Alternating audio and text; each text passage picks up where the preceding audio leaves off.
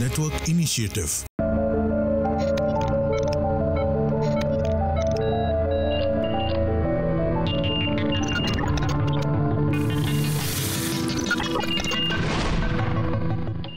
नमस्कार, माझा डॉक्टर कार्यक्रमात मी डॉक्टर महेश चिटणीस सर्व प्रेक्षकांचं मनपूर्वक स्वागत करतोय. आपल्याच्या कार्यक्रमाचा विषय आहे तो आहे सेरेब्रल स्ट्रोक सिंड्रोमवरती असणारे विश्वामृत उपचार. आणि विषयी चर्चा करण्यासाठी साक्षात धन्वंतरी समान असणारे वैद्यराज समीर गोविंद जमदग्नी सर आपल्याच्या कार्यक्रमात सहभागी झालेत. तर मी आपली सर्व ओळख करून देतोय वैद्यराज समीर गोविंद जमदग्नी सरांची. नमस्कार सर. नमस्कार. विश्वामृत चिकित्सालयाच्या माध्यमातून केवळ सर्वसामान्य लोकच नव्हे तर विविध क्षेत्रातील सेलिब्रिटीज, विशेष करून हिंदी आणि मराठी चित्रपटसृष्टीतील नामवंत कलाकार ह्या चिकित्सा पद्धतीचा लाभ घेण्यासाठी येत असतात. ह्याच अनुषंगाने विविध राजकीय सामाजिक क्षेत्रातील मान्यवर, क्रीडापटू सुद्धा विश्वामृत चिकित्सालयामध्ये असणाऱ्या ह्या उपचारांचा लाभ घेण्यासाठी येत असतात. आजपर्यंत लाखो रुग्णांनी ह्याचा लाभ घेतलेला आहेच, पण विशेष करून सांगायचं वाटतं की विविध स्वरूपाचे असाध्य आजार ह्याच्यासाठी लवकर त्वरित उपचार मिळावेत, सर्वच रुग्णांना यासाठी 25 तज्ज्ञ डॉक्टरांची टीम ही सातत्याने विश्वामृत चिकित्सालयामध्ये कार्यरत असते. आणि असं विश्वामृत चिकित्सालय पुणे आणि मुंबई ह्या दोन्ही ठिकाणी कार्यरत आहे. सगळ्यात महत्त्वाचं म्हणजे की सर्वसामान्य लोकांपर्यंत आयुर्वेद पोहोचावा ह्या हेतूने आजचाही जनजागृतीपर कार्यक्रम आहेच, पण विशेष करून तज्ज्ञ डॉक्टरांना, आयुर्वेदाच्या विद्यार्थ्यांनाही ह्याविषयी मार्गदर्शन मिळण्यासाठी गुरुवचन नावाचं यूट्यूब चॅनल हे वैद्यराज समीर गोविंद जमदग्नी सरांनी सुरू केलेलं आहे. दर आठवड्याच्या प्रत्येक दिवशी सोमवार आणि शुक्रवार सोडून आपल्याला दररोज दुपारी 2 ते 3:30 गुरुवचन यूट्यूब चॅनलवरती वैद्यराज मार्गदर्शन करत असतात. तर जरूर आपणही त्याचा लाभ घ्या. तसेच या कार्यक्रमाच्या अनुषंगाने मला सर्वच प्रेक्षकांना सांगायचे की गेल्या काही वर्षात जीवनशैलीचे आजार खूप बळावलेले दिसतात, ज्याच्यामध्ये diabetes, hypertension, heart disease, cholesterol, ब्लॉकेजेसची समस्या किंवा त्याच अनुषंगाने आजच्या कार्यक्रमाचा जो विषय आपला सेरेब्रल स्ट्रोक, ज्याच्यामध्ये आपल्याला हिमरेजिक स्ट्रोक आणि त्याचप्रमाणे इस्केमिक स्ट्रोक असे दोन्ही प्रकार दिसतात. पण त्याच्या पुढे जाऊन विविध स्वरूपाचे पोटविकार, आम्लपित्त, बद्धकोष्ठता, मूळव्याध, कोलायटिस, किडनीचे आजार, लिव्हरचे आजार विशेष करून ज्याच्यामुळे कावीळ उद्भवते, आणि त्याच अनुषंगाने विविध स्वरूपाचे त्वचारोग, सोरायसिस, विटिलिगो सारखी समस्या, एक्झिमा, खास करून नायटासारखी समस्या, सौंदर्यविषयक तक्रारी, श्वसन विकार ज्याच्यामध्ये दमा, अस्थमा, ॲलर्जी सारखे प्रकार आपल्याला बघायला मिळतात.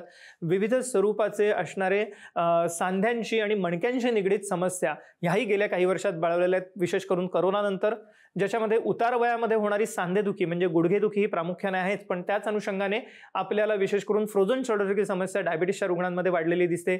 एव्हियनमुळे आपल्याला हिप जॉईंट खराब झालेला दिसतो, किंवा इतर जे विविध इतर कारणांनी उद्भवणारी सांधेदुखी आहे, ज्याच्यामध्ये रुमॅटॉइड आर्थरायटिस, आमवात झाला, किंवा त्या अनुषंगाने आपल्याला गाऊटसारखी समस्या ज्याच्यामध्ये आपल्याला युरिक ॲसिड वाढलेलं दिसतं, तापानंतरची सांधेदुखी, सोरायसिस नंतरची सांधेदुखी, आणि विशेष करून मला आवर्जून सांगायचं वाटतं की मणक्यांचे विकार ज्याच्यामध्ये स्लिप डिस्क, सायटिकास किंवा स्पॉन्डिलायटिस सारखे आजार आपल्याला दिसतात. उतार वयामध्ये स्पायनल कॅनल स्टेनोसिस सारखा आजार आहे. चालल्यानंतर पाय भरून येणं, मानपाट कंबरदुखीसारखी जेव्हा समस्या असते तेव्हा मला वाटतं विश्वामृत चिकित्सालयाचे उपचार एक वरदान स्वरूपाचे उपचार आहेत असं म्हणायला हरकत नाही. आणि या अनुषंगाने स्त्रियांशी निगडीत समस्या, मासिक पाळीशी निगडीत समस्या, पीसीओडी जी तरुण वयात आपल्याला दिसते, त्याचप्रमाणे स्त्री पुरुषांमध्ये वाढलेले वंध्यत्व किंवा थायरॉइड सारखी समस्या आहे, हार्मोन्सचे आजार आहेत विशेष करून, आणि ऑटोइम्युन आजार आहेत, ह्यासाठी वरदान स्वरूपाचे उपचार आपल्याला विश्वामृत चिकित्सालयामध्ये आहेत. बालकांशी निगडीत ज्या विविध समस्या आहेत, ज्याच्यामध्ये आपल्याला बालकांची शारीरिक आणि बौद्धिक वाढ आणि त्याचबरोबरीने उंची वाढवण्यासाठी ठोस उपचार विश्वामृत चिकित्सालयामध्ये मिळणार आहेत. आणि विशेष करून बालकांच्या मेंदूशी निगडीत समस्या, ज्याच्यामध्ये ऑटिझम सारखा प्रकार आपल्याला गेल्या काही वर्षात वाढलेला आढळतो, मेंटल रिटार्डेशन म्हणजे गतिमंदता, मतिमंदता आहे. आणि याच अनुषंगाने मला आवर्जून सांगायचं वाटतं की आपल्याला खास करून मुलांची उंची वाढवण्यासाठी ही विश्वामृत चिकित्सालयामध्ये उपचार उपलब्ध आहेत. आणि विशेष करून मला सर्वच प्रेक्षकांना सांगायचं आहे, या उपचारांचा लाभ घेण्यासाठी आपल्याला फक्त कॉल करायचा आहे पुढील नंबरवर. संपर्कासाठी आपण स्क्रीनवर नंबर बघत आहात, हा विश्वामृत चिकित्सालयाचा हेल्पलाईन नंबर आहे, ह्याच्यावर आपण फोन करू शकता, अपॉइंटमेंट घेऊ शकता आणि या सर्व उपचारांचा लाभ घेऊ शकता. सर, पुन्हा एकदा स्वागत कार्यक्रमामध्ये. एकंदरीतच सेरेब्रल स्ट्रोक सिंड्रोम काय आहे आमच्या प्रेक्षकांना सांगा. मेंदूला पुरवठा करणाऱ्या ज्या रक्तवाहिन्या आहेत, पुढच्या बाजूला 2 आणि मागच्या बाजूला 2, आणि सर्कल ऑफ विलिस म्हणून जे सांगितलं गेलेलं आहे, रक्ताभिसरण संस्था जी मेंदूतील आहे त्याच्यासाठी, तर त्याच्यामध्ये अडथळा उत्पन्न होऊन हा आजार उत्पन्न होत असं लक्षात घेणं खूप गरजेचं आहे. तर हा अडथळा 2 पद्धतीचा असतो. एक तर आत कुठेतरी ब्लॉकेज वगैरे असं आल्या कारणाने हे होऊ शकतं, किंवा गाठी वगैरेंचा दाब त्याच्यावरती पडून ही गोष्ट घडू शकते, किंवा रक्तवाहिनी फुटणं हा जो प्रकार आहे तो होऊन सुद्धा हा आजार उत्पन्न होऊ शकतो. आणि हा आजार जवळजवळ 15 कोटी लोकांना जगभरामध्ये आहे, आणि त्याचं प्रमाण दरवेळेला वाढतंच असंच असतं. प्रौढ लोकांना हा आजार जास्ती होतो आणि स्त्रियांना हा जास्ती होतो असं लक्षात येतं.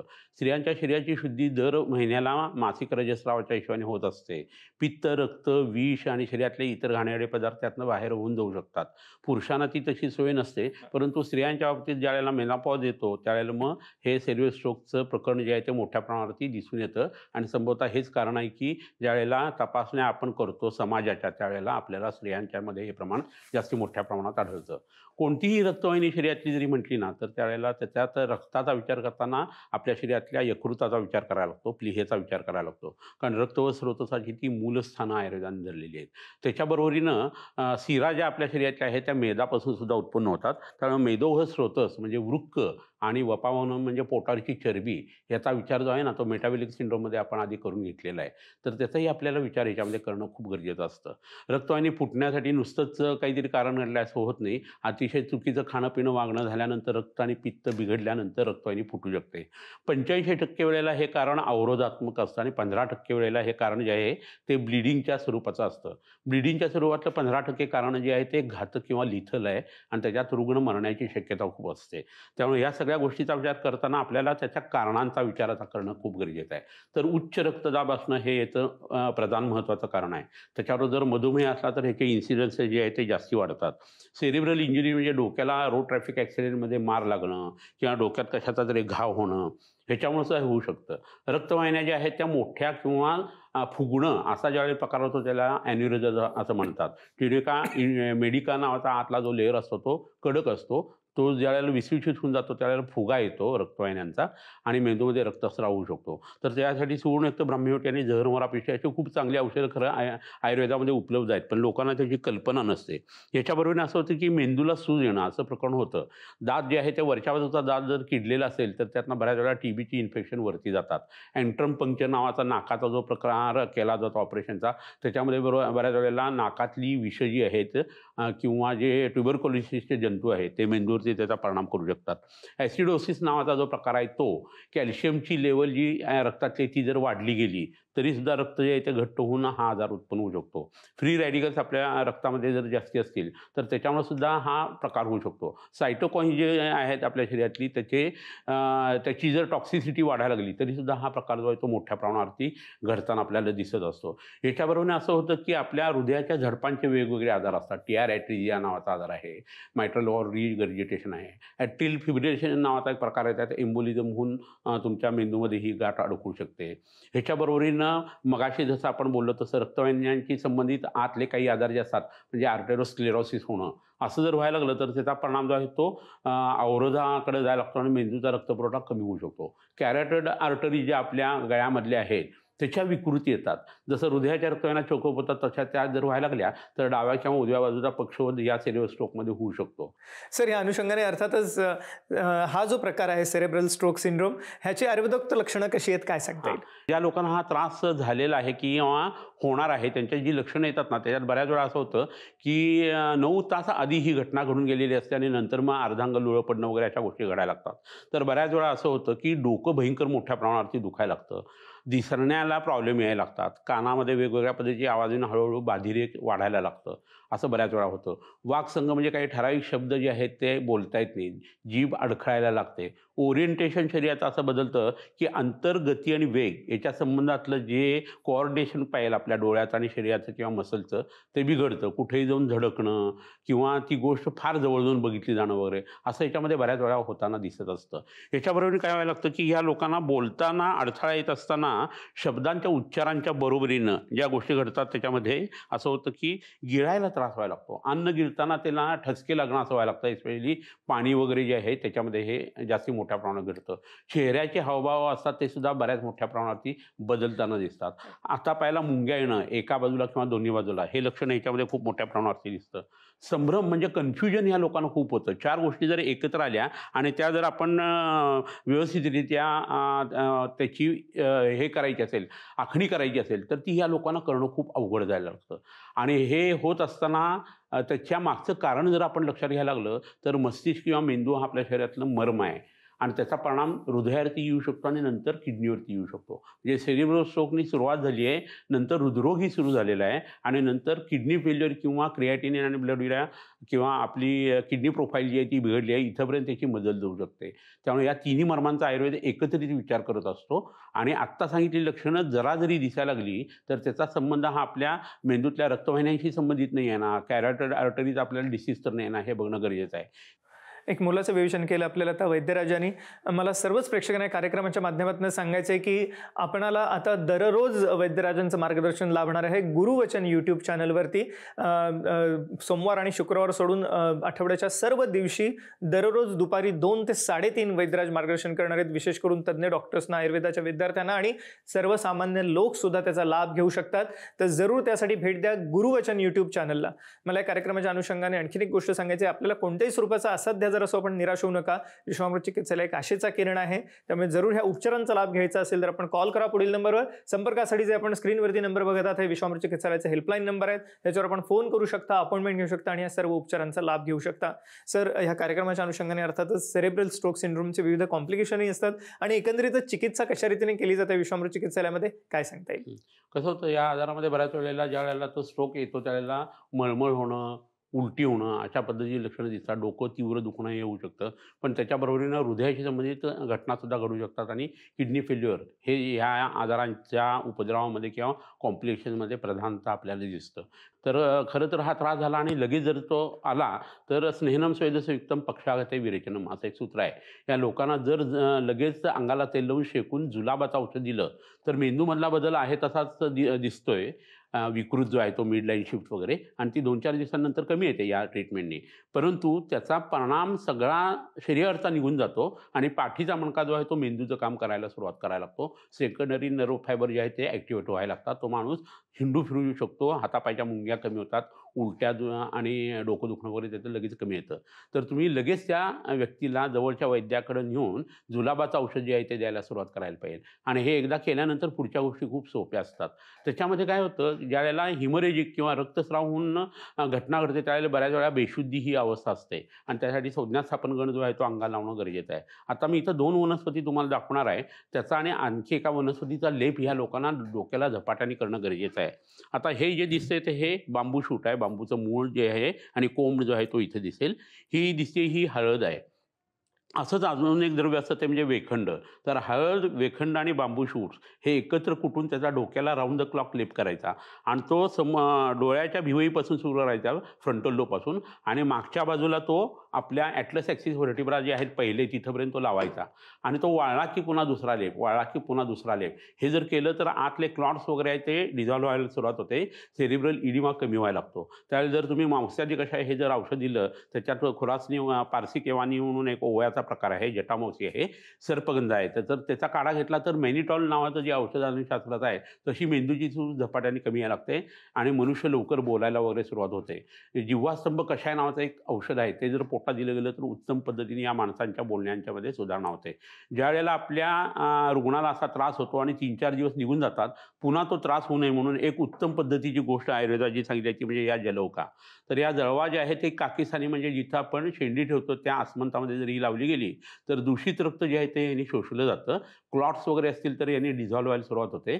मेंदूचं टिश्यू जे आहे ते मज्जाधातू आहे, तो रक्ताशी निगडीत आहे आणि दूषित रक्त यांनी शुद्ध झाल्याकारणाने मज्जा शुद्ध व्हायला लागते आणि उत्तम पद्धतीने त्या रुग्णांचं रिकव्हरी जी आहे ती फास्ट व्हायला लागते. अवयव एखादा गेलाय आणि तो आता कामच करत आहे ही घटना यांनी घडत नाही आणि त्यासाठी हे वापरणं खूप गरजेचं आहे. जुलाबाचं औषधी असं आहे की ते पोटातल्या पित्तधरा कलेवरती काम करतं आणि ती चांगली झाल्याकारणाने ब्रेनचं टिश्यू जे आहे ते मज्जाधारा कला सुधारते आणि या लोकांना उत्तम पद्धतीचा उपशम मिळत असतो. पिंपळाच्या पानावरती अशा लोकांना जर जेवायला घातलं तर ते उत्तम पद्धतीने खाणं पिणं त्यांचं आहे ते सुधारतं आणि स्टॅमिरिंगचा त्रास कमी व्हायला लागतो. सॉलोईंग रिफ्लेक्स जो आहे तो हळूहळू एस्टॅब्लिश व्हायला लागतो. तर हा सगळा भाग करत असताना अनुलोम विलोम नावाचा प्राणायाम, ओंकार जो सांगितलेला आहे तो, आणि त्याच्याबरोबरीने शरीराला काही करायचे गार गरम अशा वनस्पतींचे शेक, संज्ञाचा वनगणाचे, हे जर केले गेले तर सेरिब्रल स्ट्रोकच्या लोकांना खूप उत्तम पद्धतीने फायदे होतात. आपण आता जाणून घेतलं विविध उपचार पद्धतींविषयी विश्वामृत चिकित्सालयाचे, आणि मला अजून सांगायचं आहे कोणत्याही स्वरूपाचा असाध्य आजार असो आपल्याला ठिकाणी ठोस उपचार मिळणार आहेत, खात्रीशीर इलाज होणार आहे. तर जरूर आपल्यालाही या संदर्भात अधिक मार्गदर्शन हवं असेल तर कॉल करा. पुढील नंबरवर संपर्क असेल. आपण स्क्रीनवरती नंबर बघतात, हा विश्वामृत चिकित्सालयाचा हेल्पलाईन नंबर आहे. कोणत्याही स्वरूपाचा आजार असो, सर्व आजारांसाठी आपल्याला ठिकाणी उपचार उपलब्ध आहेत. तर जरूर कॉल करा. पुढील नंबरवर संपर्क असेल आपण स्क्रीनवरती बघतात. सर, ह्या अनुषंगाने अर्थातच विविध वनस्पती या ठिकाणी आणलेल्या आहेत. कशा रीतीने ह्यांचाही वापर होतो काय सांगता येईल? बरोबर. इथे एक वनस्पती तुम्हाला मी दाखवतो. ही गुळवेल नावाची वनस्पती आहे. तुम्हाला सगळ्यांना मी बऱ्याच वेळा ही दाखवलेली आहे. तर ह्या वनस्पतीचं वैशिष्ट्य आता मी सांगितलं की हा आजार प्रौढ लोकांना जास्ती होतो आणि स्त्रियांना होतो. तर प्रौढत्व येणं आणि म्हातारपण येणं म्हणजे वय वाढणं आहे. तर वय स्थापन करायचं असल्याने वय रोखून तरुण राहायचं असेल तर ज्या वनस्पती 10 सांगितले त्यापैकी ही एक आहे. आणि ही दुसरी जी दिसते ही आवळा नावाची वनस्पती आहे. तर डोंगरी आवळे आता जवळजवळ 9 महिने मिळतात. पौषातले जे आवळे असतात त्याचा आपण च्यवनप्राश करतो आणि ते खूप चांगले गोड लागतात, आंबट गोड असे लागतात. तर पौष महिन्यात तरी कमीत कमी 2-3 महिने तुम्ही आजूबाजूला त्या महिन्याच्या तो आवळा जो आहे तो सेवन करायला पाहिजे. आणि हा खडी साखरेबरोबर किंवा मधाबरोबर घ्यायचा असतो. हा मिठाबरोबर खायचा नाही आहे. मिठाबरोबर हा खाणं म्हणजे त्याचा अपमान आहे. मिठाने म्हातारपण येतं, आवळ्याने म्हातारपण जातं, एवढा फरक आहे. तर हा गुळवेलीचा भाग जो आहे तो असाच आहे. गुळवेलीचं सत्व जे आहे ते तुम्ही पोटात घेत चला. त्याचा वापर जर केला तर रक्त शुद्ध राहतं, यकृताला उत्तेजना मिळते, तरुणपण टिकून राहतं, वाताचे आजार यांनी नष्ट होतात. तर ह्या 2 वनस्पतींचा मला वाटतं तुम्ही वापर करून घेणं गरजेचं आहे. आणखीन एक फार महत्त्वाची वनस्पती जी आहे, रादर 2 वनस्पती मी तुम्हाला दाखवतो. आणि त्या वनस्पती आत्ता तुम्ही ह्या आजारासाठी म्हणून खूप चांगल्या पद्धतीने वापरू शकता. याच्यात पहिली ही जी फुलं दिसतात ही अडुळसा नावाची वनस्पती आहे, वासा म्हणतात. आणि रक्तपित्त म्हणजे ब्लड प्रेशर वाढणं, मेंदूत रक्तस्राव होणं, ह्या गोष्टीसाठी ह्या अडुळसाच्या पानांचा रस हा खूप उपयोगी पडतो. फुफ्फुसासाठी सुद्धा हा उपयोगी आहे. वासोसिन नावाचं द्रव्य याच्यामध्ये असतं आणि ते वाझो डायलेटिंग अशी ॲक्शन करतं. ह्याच्याबरोबर ही दुसरी दिसते ही शतावरी नावाची वनस्पती आहे. त्याच्या खाली तुम्हाला मुळ्या दिसतील पहा. तर ही शतावरी जी आहे ती गृहिणी रोगासाठी खूप उत्तम उपयोगी पडते. आणि त्याच्याबरोबरीने ही जी मुळं जी आहेत ती आपल्या शरीरातलं रक्तही शुद्ध करतात, पित्तही कमी करतात, शरीरातला शुक्र धातूने वाढतो. आणि शतावरी सुद्धा वय स्थापन गणातली आहे, त्यामुळे तरुणपण टिकून राहतं. तर तरुणपण टिकवणाऱ्या 10 वनस्पती ज्या आहेत त्याच्यात हिरडा आहे, आवळा आहे, जीवंती नावाची वनस्पती आहे, रासना नावाची वनस्पती आहे, आत्ता दाखवलं तसं ही शतावरी आहे. तर ह्या वनस्पतीचा तो पुनर्नावा नावाची वनस्पती आहे. ह्या वनस्पतीचा जवळच्या वैद्यांच्याकडनं आणून तुम्ही वापर करा. एस्पेशली रक्तपित्त, मेंदूच्या संबंधित आजार आणि वाताचे आजार हे नष्ट करण्यासाठी आता ह्या लेक्चरमध्ये दाखवलेल्या वनस्पतीचा तुम्ही जरूर वापर करून घ्या. आपण जाणून घेतलात तर विविध प्रकारच्या वनस्पतींविषयी ज्या विश्वामृत चिकित्सालयामध्ये वापरल्या जातात आणि त्याद्वारे कशा रीतीने विविध आजारांवरती मात करता येईल. मला अजून सांगावंसं वाटतं की विविध स्वरूपाचे आजार ज्याच्यामध्ये मधुमेह, उच्च रक्तदाब, हार्ट डिसीज म्हणजेच हृदयविकार, कोलेस्ट्रॉलची समस्या, खास करून ब्लॉकेजेस आहेत किंवा आणि त्याच पुढे जाऊन मेंदूशी निगडीत समस्या ज्या ह्या आजारांमुळे उद्भवू शकतात, ज्याच्यामध्ये सेरेब्रल स्ट्रोक सिंड्रोम विषयी आपण आता जाणून घेतलं, ज्याच्यामध्ये हिमरेजिक स्ट्रोक म्हणजे मेंदूत रक्तस्राव झाल्यामुळे उद्भवणारा पॅरालिसिस आहे किंवा रक्ताची गुठळी रक्तवाहिनीत अडकून उद्भवणारा म्हणजे इस्केमिक स्ट्रोक आहे. ह्या सर्वांसाठी आपल्याला ठोस उपचार उपलब्ध आहेतच. पण ह्या व्यतिरिक्त दीर्घकाळ चालणारे विविध आजार, त्याच्यामध्ये पोट विकार आहेत, श्वसन विकार आहेत, दमास्तमा ॲलर्जीसारखे किंवा त्वचा रोग आहेत, सोरायसिस, विटिलिगोसारखे, किंवा त्याच अनुषंगाने स्त्रियांचे विविध आजार, हार्मोन्सचे आजार ज्याच्यामध्ये PCOD, थायरॉइडसारखी समस्या आहे, स्त्री पुरुष वंध्यत्व आहे, निरोगी संततीसाठी हे उपचार उपलब्ध आहेतच. पण त्याच अनुषंगाने मुलांच्या निगडीत समस्या ज्याच्यामध्ये शारीरिक बौद्धिक वाढ आणि उंची वाढवण्यासाठी ठोस उपचार आपल्याला या ठिकाणी मिळणार आहेत. आणि बालकांशी निगडीत मेंदूचे आजार ज्याच्यामध्ये ऑटिझम, मेंटल रिटार्डेशन सारखी समस्या, ह्या सर्वांसाठी आपल्याला उपचार उपलब्ध आहेत. तर जरूर कॉल करा पुढील नंबरवर संपर्कासाठी आपण स्क्रीनवर बघतात. जाता जाता आमच्या प्रेक्षकांना आपल्याला काय सांगायला आवडेल? तुमचं वय प्रौढत्वाकडे झुकायला लागलं की तुम्ही दर वसंत ऋतूमध्ये उलटीचं औषध, ऑक्टोबर महिन्यामध्ये रक्तमुक्षण आणि जुलाबाचं औषध घेत राहा. तुमच्या शरीराला रोजच्या रोज तुम्ही तेल लावत चला. संध्याकाळचं जेवण जे आहे ते हलकं करा, दुपारी जेवत चला. एवढं जरी केलं ना तरी आपल्या शरीराची जी गाडी आहे किंवा यंत्र जे आहे ते उत्तम पद्धतीने चालू शकतं. खावं का नको खावं असं वाटलं की तुम्ही खाऊ नका. शौचाला जावं का नको जावं असं वाटलं तर तुम्ही जरूर जात चला. एवढा साधा नियम जरी पाळला तरी बरेचसे आजार तुमच्या कयामध्ये येतील आणि वैद्याला सुद्धा ट्रीटमेंट देणं सोपं जाईल. एक मोलाचं मार्गदर्शन केलं आपल्याला आता वैद्यराज समीर गोविंद जमदग्नी सर यांनी, ज्यांना आधुनिक काळातील धन्वंतरी असं संबोधलं जातं. आणि मला अजून या कार्यक्रमाच्या माध्यमातून सांगायचं की आपल्याला वैद्यराजांचं मार्गदर्शन आता दररोज मिळणार आहे गुरुवचन यूट्यूब चॅनलवरती. दर आठवड्याला सोमवार आणि शुक्रवार सोडून दररोज आपल्याला 2 ते 3:30 ह्या वेळामध्ये गुरुवचन यूट्यूब चॅनलवरती वैद्यराज मार्गदर्शन करणार आहेत, जे आपल्या सर्व तज्ज्ञ डॉक्टर आणि आयुर्वेदाच्या प्रशिक्षणार्थीसाठी उपलब्ध आहेच. पण त्याच अनुषंगाने सर्वसामान्य लोक सुद्धा ह्या असणाऱ्या लेक्चर्सचा किंवा असणाऱ्या गुरुवचन यूट्यूब चॅनलवरती जे वैद्यराज मार्गदर्शन करणार आहेत त्याचा लाभ घेऊ शकता. ह्या व्यतिरिक्त आपण संपर्कासाठी स्क्रीनवरती नंबर बघतात, हे विश्वामृत चिकित्साचे हेल्पलाईन नंबर आहेत, ह्याच्यावर आपण फोन करू शकता, अपॉइंटमेंट घेऊ शकता आणि सर्व उपचारांचा लाभ घेऊ शकता. सर, आपण आजच्या कार्यक्रमात सहभागी झालात आणि अमूल्य मार्गदर्शन प्रश्न केलं त्याबद्दल मनपूर्वक आभार. धन्यवाद. नमस्कार.